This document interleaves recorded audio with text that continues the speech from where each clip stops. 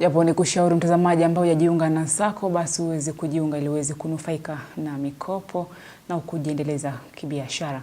Tuangazie ulingo wa kisiasa ambapo Rais William Ruto amewakemea viongozi wanaodai kuwa wao ndio waliomsaidia kuunda urafiki na wakazi wa eneo la Mlima Kenya, akibaini kuwa yeye mwenyewe ndiye aliyejileta eneo hilo. Akizungumza eneo la Kagumoini, kaunti ya Murang'a, Rais Ruto ameweka wazi kuwa hakuna anayeweza kumfurusha eneo la Mlima Kenya ambalo anasema ameendeleza miradi mingi kuwashinda viongozi wanaompinga eneo hilo.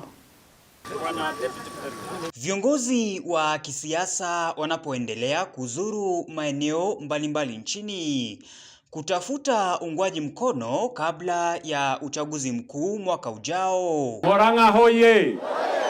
Ubabe wa kisiasa baina ya Rais William Ruto na aliyekuwa naibu wake Rigathi Gachagua umeendelea kushuhudiwa, hasa kuhusu nani aliye na ushawishi zaidi ya mwingine eneo la Mlima Kenya. Mimi si mgeni. Mimi niko nyumbani. Ati mimi niko nyumbani. Kuna mwingine anasema mimi ni mgeni. So mimi niko nyumbani. Nadurai kuidhania.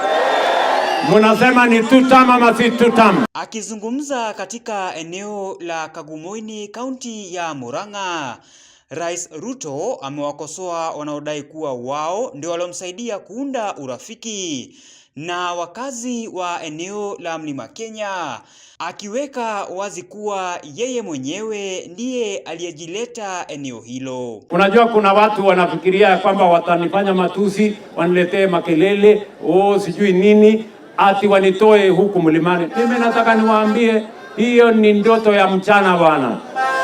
Mimi sikubebwa nifike hapa mlimani. Mimi nilikuja hapa na nikatengeneza urafiki na watu wa mlima hii. Na tunajua ni kwa sababu gani tulitengeneza hiyo urafiki. Ni kweli ama si kweli?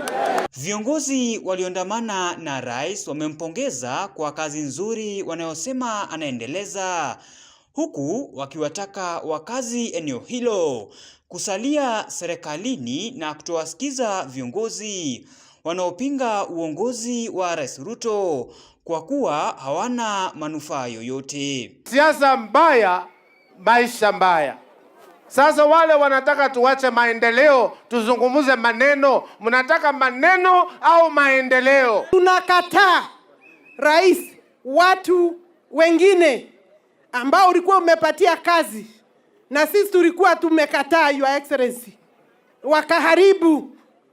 Sasa hao kwa sababu hawana rekodi ya kazi, kazi yao ni kuzunguka wakichokora hawa wananchi, wakiwaambia hujafanya kazi. Katika ziara yake eneo hili, rais amezindua rasmi ukarabati wa barabara za Kagumoini kuelekea Karugia, huku akiahidi kuendeleza mradi wa usambazaji wa stima pamoja na shilingi bilioni 2 za kukamilisha ujenzi wa barabara za Maumau maeneo hayo. In 3, 2, 1, makofi basi tukiona. James Mwangi, Undugu TV.